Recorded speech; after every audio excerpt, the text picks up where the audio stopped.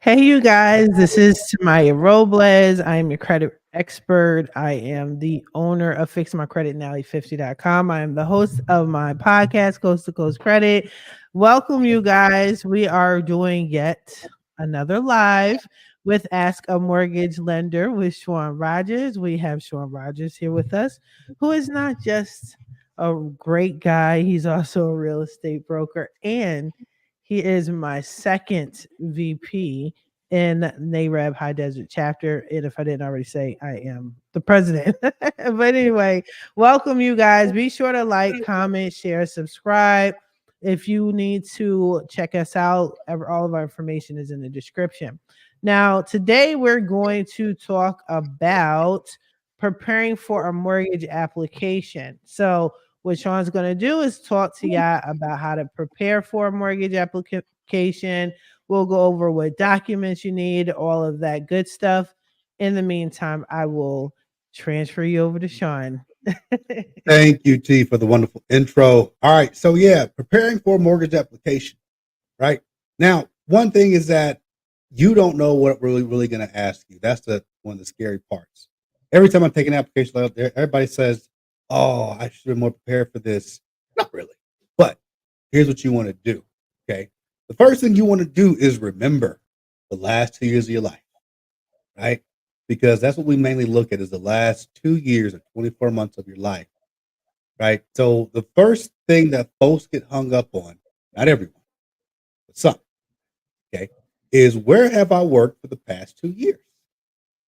In this day and age, a lot of us change jobs, right? We may get promotions, demotions, side motions, whatever that's called, right? And we may have multiple employers for the past 24 months. Now I need to know start and end dates. It's got to match up. I gotta have gap dates. Like if you took a sabbatical for 2 or 3 months to get your mind right, right? I didn't know what those dates are that you started and ended these jobs. All right. Now, also, once we get those dates and we get where we worked at and how much money we made over there, we want to get the proper documentation for those jobs. Okay. And once again, I'm speaking on if someone is a W-2 wage earner, not if they're self-employed any time in the past 2 years. So this is for strictly our W-2 wage earners. Okay. So let's say you have had multiple jobs in the past 2 years. When using any kind of conventional FHA, VA, USDA financing, right? So what I'm going to need is every W-2 you've received in those past 2 years, not tax returns, just W-2s. Now, if you don't have them, lost them, misplaced them, or whatever, you usually call that job or that employer and say, hey, and you're going to call their HR payroll team. Okay. You're going to say, hey, I lost my W-2s. Can you please shoot me a copy? And they'll probably email you something or mail it to you. But I will need every W-2 that you've received in the past 2 years. Okay. Then I'll need to see some pay stubs, most recent pay stubs, right? Quick tip, can't take cell phone screenshots. Can't do it. But please don't log into your ADP app and start screenshotting crap because I can't take it. I'll send it right on back to you. All right. Now, also is our history of where we lived at in the past 2 years. I got to have a 2-year residential history. Okay. I need to know your start and end date of when you lived there. If you paid rent, how much rent did you owe? Right. Basically 2 years of where you lived, where you worked. So the best thing I can tell you when you're getting ready to apply for a mortgage, when it comes to the actual application part, you want to get your employment history together, figure out where you worked, when you worked there, and your residential history, where you lived, how long you lived there, what you pay per month while you lived there. Okay. Now, after you figure those parts out, you do want to take a look at your credit report. Now, remember, when you do call me, I will complete a soft pull for you. I do that as a courtesy, right?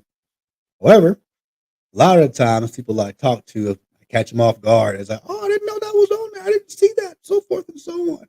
Happens every single day, sometimes 3 times a day. That's okay, right? That's all right. Listen, if you don't want to be caught off guard or you don't want to feel surprised or shocked, right? You can go to the three major credit bureaus' direct website, pull your credit report. I think you get one free per year still, right, T? Something like that. Yeah, it's always definitely that. Let me add myself so I can see. Yes, it is still that once a year. Okay, perfect. And you can go on there and it should show you everything that I should see on my side. So if I start calling out things that may not sound familiar to you, because on the credit reports, they use sometimes phrases or they may use uh, company names that you may not be familiar with. And usually I can link it and tell you, like, oh, this is probably a car payment. This is a credit card. There's different codes that you may not be able to see on there. That doesn't make sense. Right. At any rate, getting your own credit report will kind of get you a better grasp of what you got going on when it comes to your credit. Okay. And when I do call it out to you, it's not a shock or a surprise. It's nice and easy. Okay. But once again, the biggest thing that I see for applicants is information and data, right? Where was I at in the past? What was I doing for the past 2 years? Where was I at? Where did I work? How much money did I make while I was there? Right? These are the unknowns a lot of us in our day-to-day living don't even think about. So if you want to be completely prepped and give me, your loan officer, all the pertinent data that I need to make a good decision as to what to do with you, it's good that you have things prepped and ready for me to go. Okay. Now, once again, not saying it has to be 110% accurate, but I need a kind of a good guideline to follow as to where you may be at in your financial future. Okay. Um, and then also, once again, when I start digging into the credit report and I'm looking at collections and charge offs and balances of credit cards, loans, whatever the case may be, I'm going to go through each trade line with you that's open and active or showing a balance. And it could be something you already paid off, right? But I don't know this because the credit report could be wrong, right? Um, and I don't want to hit you with some debt that you already took care of. So it's kind of good to know your financial picture as to what you have going on, what you've already done in the past, or what you maybe have in motion right now. Give me all the info I need so I can really help and not try to hide anything from either because I'm going to find it. That's one thing. People try to hide stuff from me, like I'm not going to see it. I don't know why they do that. Just tell me, be upfront and tell me what's really good. And what folks don't realize is that between me and you and the underwriter, I'm the barrier, right? I filter what they see and what they don't see. So it's going to help you to keep it a whole being with me and tell me what's really going on. Otherwise, if I don't filter it and the underwriter sees it, they can just kill it right then and there, right? But if I knew about it up front, I could probably move and shake around it to make something happen. So to properly prepare yourself for the lending process and the application process, I need to know everything that's out there, everything that you can possibly think of that may or may not come up. It may not be a big deal to you, but it might be a big deal to me, and vice versa, right? So yes, I would say, Tamiya, the biggest thing that we can see out there, or the biggest thing that we can think of, is just information, all the pertinent data, job gaps where we work, things like that, so I can put together a perfectly crystal clear picture for the underwriter. Because if I don't, they're going to put their own picture together. It may not be the sweetest picture ever. Mhm. Excellent, excellent. So, just being realistic here. So, what happens if someone comes to you and they swear up and down they're ready and they think they have everything, and there's some missing items, right? And Mhm. there's nothing they can do. It is what it is. I mean, do you accept substitutes for any of the items that you stated? Can you are there any items that you can just say, okay, I we can still push this without X, Y, and Z, or is it no? It's just like Yeah, there's times I can still work with. I would just have to leave fully detailed notes from my underwriter and say, hey, listen, I'm lacking X, Y, Z, but in lieu of, okay. I've got this for now. I am getting X, Y, and Z from the borrower or from the buyer, right? So yeah, there's some things that that I may not need immediately up front, but sometimes the biggest things that I need to make a determination would be income documents, recent pay stubs, and recent W-2s. Now, if you don't have the W-2, sometimes I can also get away with the very last pay stub that was cut in the prior year, right? So if I'm missing 2023 W-2, and they say, hey, I can't, it's not my ADP or my payroll system or my paycheck system. I don't have it, right? You can also find me the very last pay stub that you received in that year, because in most cases it will show the same data that a W-2 would show.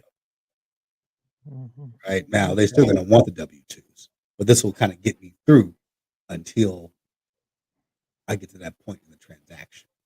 Right. So yeah, there are some things that I can kind of go around for the time being and get things in place up, but I still need what I need. Right.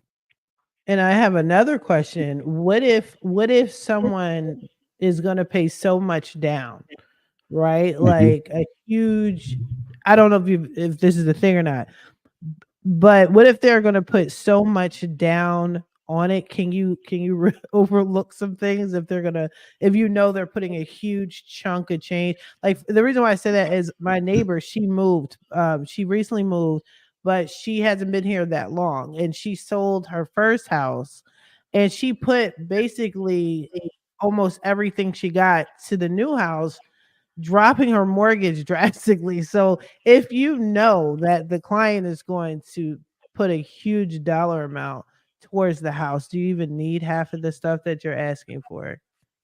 Mhm. I do. Okay. Yeah. Okay. Depending upon what kind of loan that I'm doing.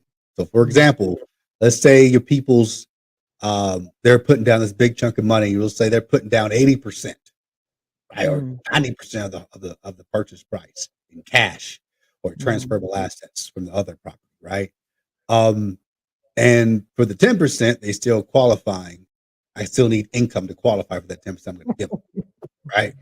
I still Mhm. got to see W-2s, pay stubs, whatever the income docs are to confirm and verify income, even though they may have a 2% debt to income ratio, right? I still got to verify the data. Now, there are some things that are overlooked, right, when it comes to that. Uh, and that's mainly referring to sometimes credit based items, right? But if there's any mortgage that's going to be had, even if I have a 1% debt to income ratio or a 55% debt to income ratio, the income docs are going to stay constant that I need. Okay, that makes sense. That makes sense. So I hope y'all out there, I hope you heard him. Make sure you have your paperwork together, please. Like it saves time. Okay, it saves everybody time. Just make sure Sean told you step by step what's needed. Just make sure you have it. If you have any questions, just contact him directly. You do not need to contact me. I am just hosting here. Okay, I'm not the lender. I have to say that, Sean, because some people, they signed up with me, they see the videos, and they're still asking me mortgage, but I don't know. Like, I don't know. But I'ma just say, what did Sean say? Oh, you didn't call him yet? You should call him. Right? That's how that's Take it gonna easy. go. There you go. All right. There Well, you in go. the meantime, we're gonna wrap this up. Thank you so much, Sean. I appreciate it. Thank you guys. Be sure to comment, like, share, subscribe. Schedule your consultation with Sean. Reach out to him, especially after you get your paperwork together.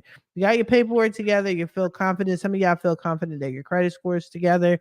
A lot of you guys are. So just go ahead, reach out to Sean directly, and he will help you out. But in the meantime, we are out. I wish you guys all the best of luck on your credit journey. I'll talk to y'all later. Take care, guys.